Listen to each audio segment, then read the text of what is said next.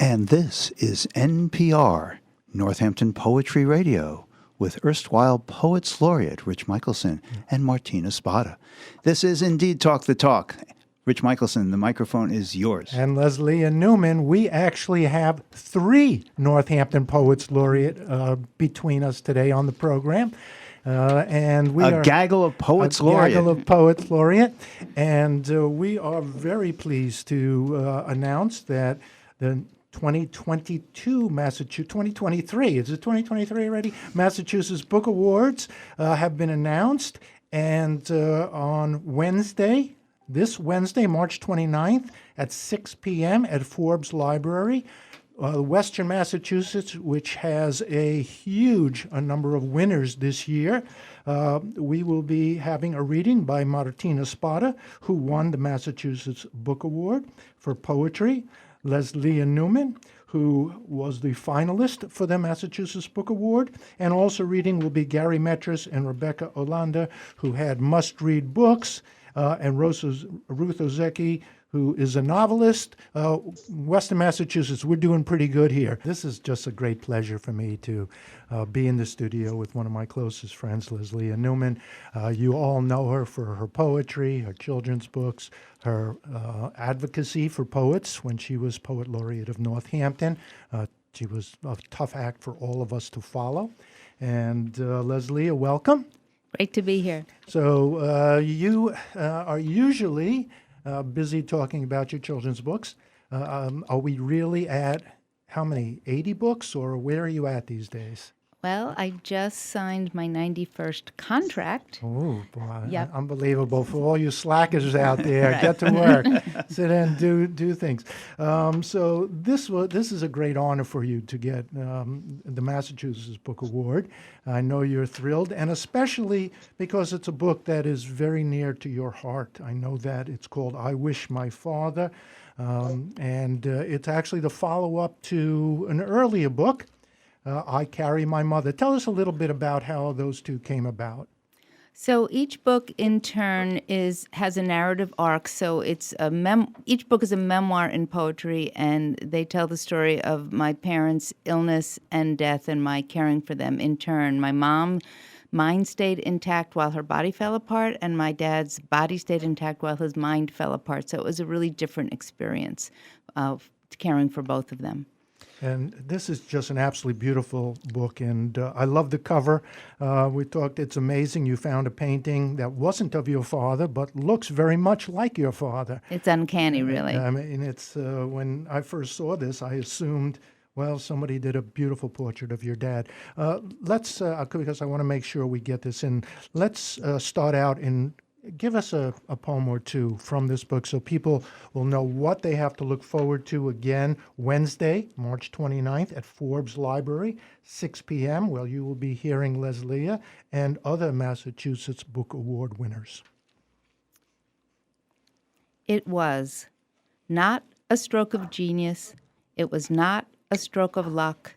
It was a stroke of misfortune that befell my father, leaving him crumpled at the foot of the driveway next to the garbage, waiting all morning to be picked up.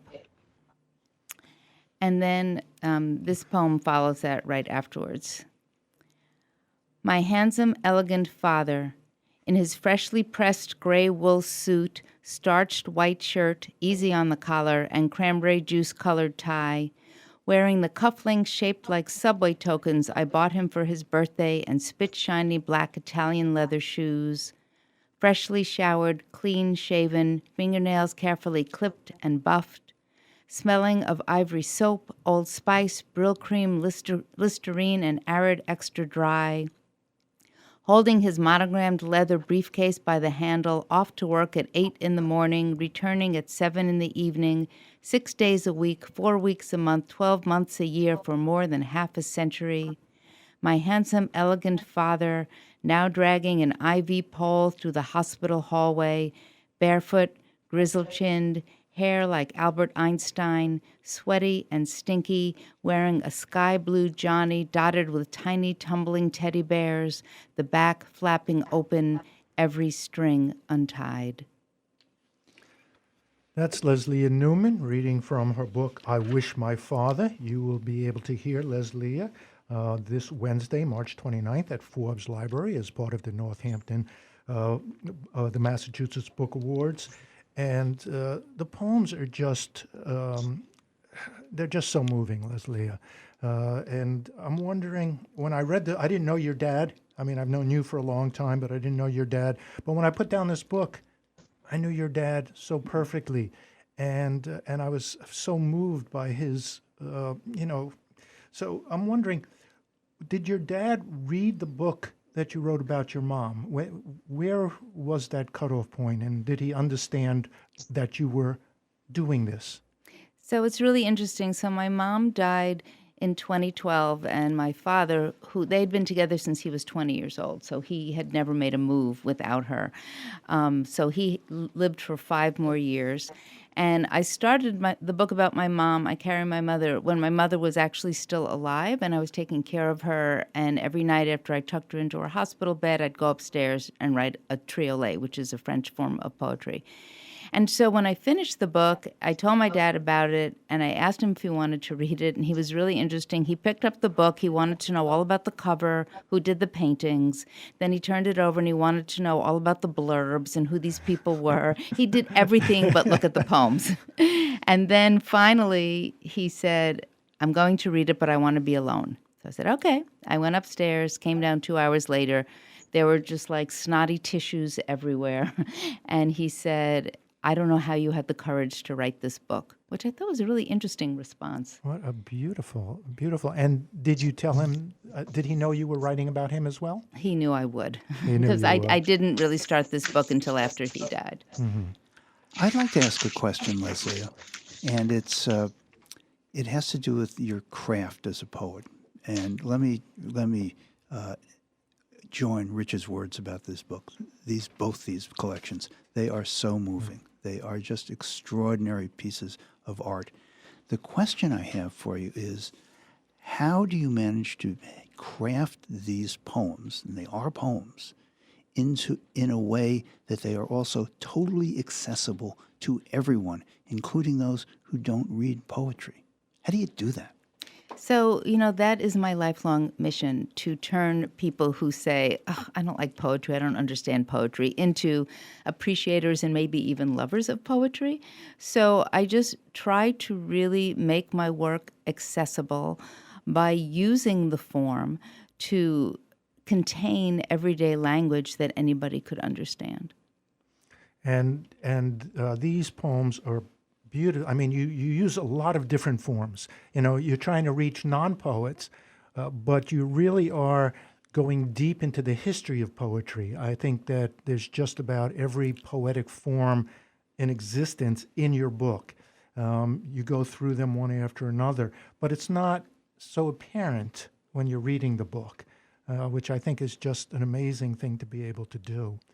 Well, that's what you want to do, really. You want the form to recede and hold the emotions and the content of the poems. And I don't know, have you written, when you're writing your poetry as opposed to your children's books, do you feel you're in the same headspace, just using different language? Are the children's books helping you keep these books accessible? Well, that's an interesting question. To me, it's all writing. It's all manipulating language. That's what we do. I do think my background as a poet helps me with children's books more than the other way around because, writing poetry I was thinking, it's been 60 years. I started when I was 8 years old. Oh, my God. But I've learned... You made the math easy for folks. Yeah, right. Yeah, thank you for that. Hopefully I've learned, I'm still learning to be succinct, to use literary device such as rhythm and meter and repetition and alliteration and metaphor. The page turn in a picture book is very similar to a stanza break. So that's a place to catch a breath, to use vivid language from the senses. So you want to describe what things look, smell, feel, sound, and taste like. So those kind of things. Have you written about death for children, or do you have anything coming up? Well, in fact, I have written several things about death for children. I have The Best Cat in the World, was about a kid whose cat died. I have Too Far Away to Touch, was about a little girl whose gay uncle is living with AIDS. I have a book coming out called in probably 2025 called Something Sweet, A Sitting Shiva Story. Right, that's what I was thinking Yeah, of. so I'm I knew that was yeah, coming I'm out. excited about that coming out from Charles Bridge. And I think I have one more. Oh, Remember That, which was a book about a little girl whose grandmother goes into a nursing home and is, heading towards the end of her life. I think that that people are really in for a treat. I hope you all show up. This is Wednesday, March 29th. I think I took my glasses off, yes, at 6 o'clock at Forbes Library. And you will be hearing Leslea read along with Martina Spada, Gary Metris, Rebecca Hart-Olander, Ruth Ozeki. Western Mass, we're doing good. We really have some of the most amazing writers here. Let's finish up if we can. Can you give us one more poem to take us home? I will read the last poem in the book. My mother is at the bridge table with Loretta, Gert, and Pearl when my father finds his way to heaven. Sit down, dear, she says, patting the seat beside her and barely looking up from the hand she's been dealt. The game is almost through. But my father is too overcome to sit. He stands and stares at his beloved, free of wheelchair and oxygen tank, happily puffing away on a Chesterfield King held between two perfectly manicured fingers, sipping a cup of instant Maxwell House, leaving a bright red lip print on the white china cup.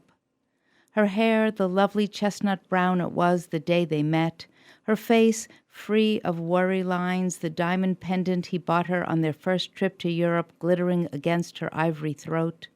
She looks like the star of an old black and white movie who would never give him the time of day, but somehow spent 63 years by his side. I missed you, my father tells my mother, leaning down to kiss her offered cheek. Of course you did, said my mother, who always knows everything. She plays her cards right, and after Loretta and Pearl and Gert fold, she stands to let my father take her in his arms, and in their heavenly bodies they dance. That's Leslea Newman reading a poem from her book, I Wish My Father, about her mother and her father, which become all of our mothers and fathers. Thank you so much. I'd like to ask one final question of you, Leslea, because these two books, when I read parts of them, obviously read the whole books, but parts of them, they made me laugh and they made me cry. And I'm wondering, when you go back and read them, or when you were writing them, did they make you cry? Absolutely. Yeah, in fact, that last poem, it's a little hard to get through. But there's a Yiddish expression, in every laugh, a tear. And that's kind of how I felt. I wanted to capture, both of my parents were very funny in their own ways. And, there's a lot of poignancy in these poems. You've been listening to Northampton Poetry Radio on Talk the Talk. This is Rich Michelson here with Bill Newman, Buzz Eisenberg. Leslea Newman, thank you so much for joining us today, for coming in. Can't wait to hear you read again tomorrow, and can't wait for all of you to join us, Forbes Library, Northampton, Wednesday night, 6 p.m. Be there, don't miss it.